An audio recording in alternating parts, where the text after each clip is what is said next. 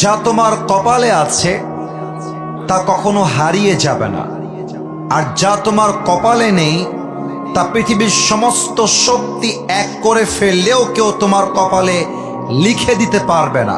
পারতপক্ষে তাকদীরের সমস্ত বিষয়কে একমাত্র আল্লাহ তাআলাই মেনটেন করেন।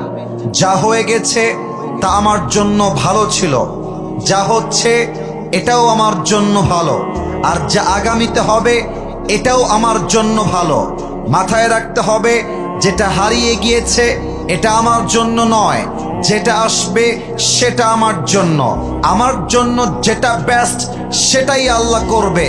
অতএব যে হারিয়ে গিয়েছে, যা হারিয়ে গিয়েছে, এটা নিয়ে আমার কোনো অবজেকশন নাই, এটা নিয়ে আমার কোনো প্রকার কোনো অভিযোগ নেই।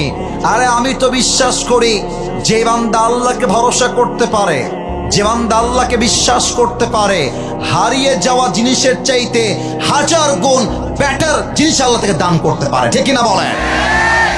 আয়াতের সারাংশ হচ্ছে, whatever Allah subhanahu wa ta'ala has decided for you will must happen. আল্লাহ যা লিখে রেখেছে তা ঘটবে, আটকে দেওয়ার ক্ষমতা কারো কাছে নেই, এবং আল্লাহ যা লিখে রাখেন নাই তা কেউ ঘটাতে পারবে না। অতএব ছ্যাঁকা খেয়ে বেকা হওয়া বন্ধ করে দাও, বন্ধ করে দাও, বন্ধ করে দাও।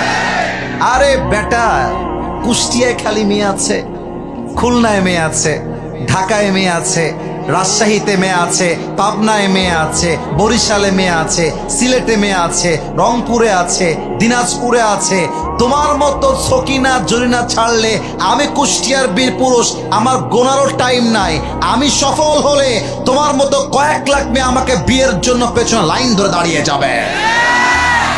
तू नहीं तो कोई और सही, कोई और नहीं तो कोई और सही, बहुत लंबी है ये जमीन, मिलेगी लाखों हंसी, इस जमाने में सनम तू अकेला तो नहीं। আরে তোমার মতো মেয়ে ছাড়লে আমার পরোয়া নেই। আমি তো হারাম চাই না, আমি আদর্শবান বউকে আমার লাইফে চাই। এরকম ধোকাবাজ আমার লাইফ থেকে গেলে আফসোস নাই, আমরা পড়বো সবাই মিলে আলহামদুলিল্লাহ। না, এই আলহামদুলিল্লাহ যুবকদের হতে পারে না। আরেকবার পড়েন সবাই আলহামদুলিল্লাহ।